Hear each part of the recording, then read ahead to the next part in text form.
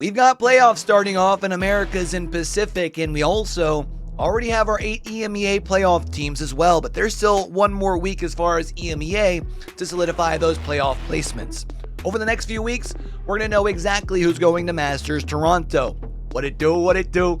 It's your boy Q, and well, it's another week that I start off 10-2 just for Pacific to go and ruin my vibe. I mean, 3-3 in Pacific, 13-5 on the week, not bad. It did feel like things should have gone better though. We're going to switch things up in Americas and Pacific this week with playoffs approaching as far as our pick'ems, and we'll also just do like we did last week with those two regions. This week with the EMEA, we'll talk some playoff implications. So let's go ahead and get down and do what it do and start off like we always do, talking about some VCT EMEA. And I had mentioned at the top of things, we technically already have our EMEA playoff field.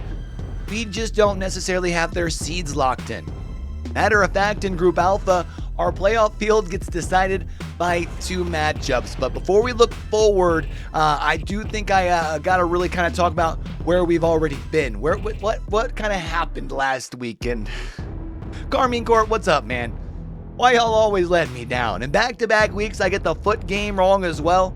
Funny how that works, whether I'm voting for him or against him, I guess.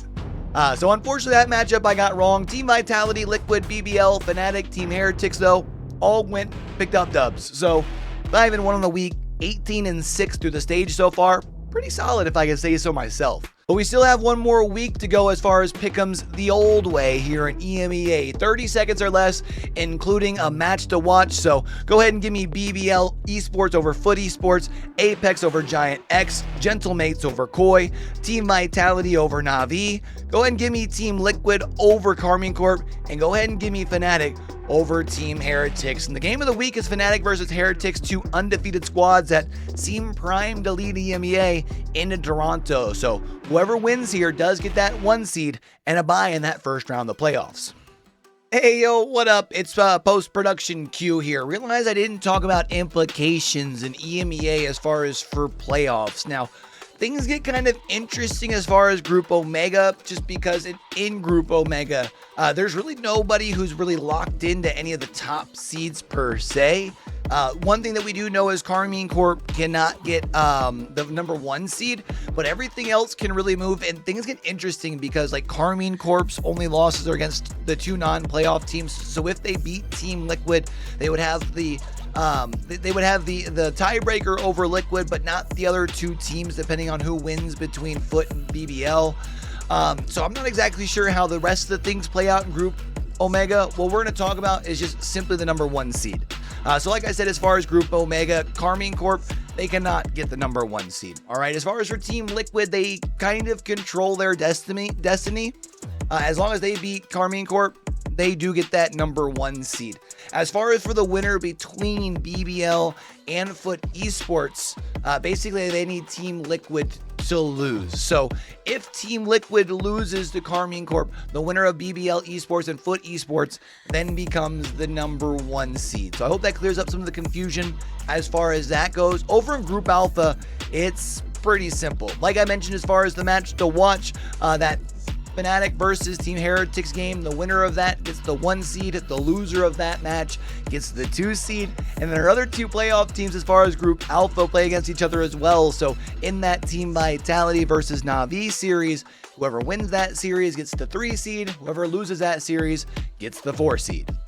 Now, as far as Americas is concerned, I probably could have told y'all whoever won map number 1 between Leviathan and NRG would walk away the winner, but I definitely thought NRG was cooked. Still probably don't make it to Toronto, but hey, live to fight another day, I do suppose.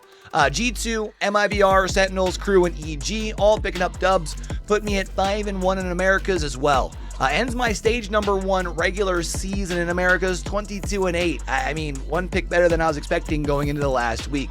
But now, it's playoff time, you know what I mean? So with playoffs, we're going to switch things up just a little bit here. We usually do 6 pick'ems with a match to watch in 30 seconds. So you know what? Let's go ahead and do, I'm thinking all 12 America's Pick'ems in 40 seconds or less to determine who goes off to Toronto. So let's go ahead and get down and do what it do. MIBR over 100 Thieves, Cloud9 over Sentinels. I think I'm going to go ahead and take Crew over MIBR, G2 over Cloud9, and give me G2 over Crew in that upper bracket. Go ahead and give me 100 Thieves over NRG, Sentinels over EG. I do think it's Cloud9 and Sentinels moving on from there. I do think that Sentinels gets the redemption, at least guarantees themselves that last spot going to Toronto. I do think, though, Crew does take them down as far as against in that lower bracket finals, moves them on. G2 walks away with the Dubski. So that's as far as how I think. So that means we got Crew Esports, Sentinels, and G2 all moving on to Toronto as far as from Americas. So as far as when we talk about to Pacific, it has been my roughest region. Not gonna lie, I started off good. I felt strong. It has been a little rough these last couple of weeks, but I mean, at least last week wasn't as bad as the week before. You know what I mean? 3-3 on the week, as we did see Talon and Team Secret both picking up upsets, and Zeta Division was able to take down Nongshim Red Force as well. PaperX, DRX, and Boom Esports all won their games, wrapping up my final week at 3-3 in Pacific. 18-12 through the stage for Pacific as well. I mean, +6 ain't too bad for my worst region. You know what I'm saying? So that does move us to playoffs. So just like we did before, let's go ahead and do exactly the same old thing when it comes to Pacific. No overthinking, raw thoughts. Let's just go ahead and get down to it. Go ahead and give me Gen G over Talon, DRX over T1. Go ahead and give me Boom Esports over Gen G, DRX over RRQ. Then do give me Boom Esports over DRX there. As far as in the lower bracket, let's go ahead and move forward with Talon over Nongshim Red Force. I do think T1 takes down PRX as well. I think it is going to be RRQ over Talon, Gen G over T1, and it's going to be RRQ versus Gen G for that third spot, or at least the last spot, I should say, for Toronto. I think that goes towards Gen G's way, but I do think DRX beats them. Boom Esports just seems dominant. I mean, DRX played it close, but I just don't see DRX being able to get over that hump. So that gives us Boom Esports, DRX, and Gen G representing Pacific and Toronto.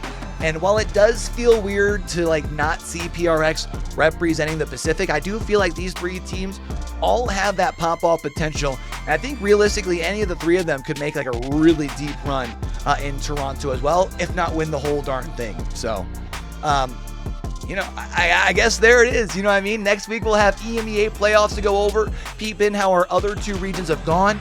Maybe we'll do some re-pick'ems depending on how things are sitting out. I don't know. Let me know maybe what you guys would like to see down those comments below. I really appreciate all the love that we've been getting lately on our different content. We're almost up to that first 500 subscribers here on the channel where we talk all sorts of esports, man. Make sure you're locked in if you enjoyed the vibe. And until we do get to catch y'all back for the next one, man, don't forget, with everything crazy going on in the world today, be true, be you, be sincere, game hard and love hard. All right, y'all?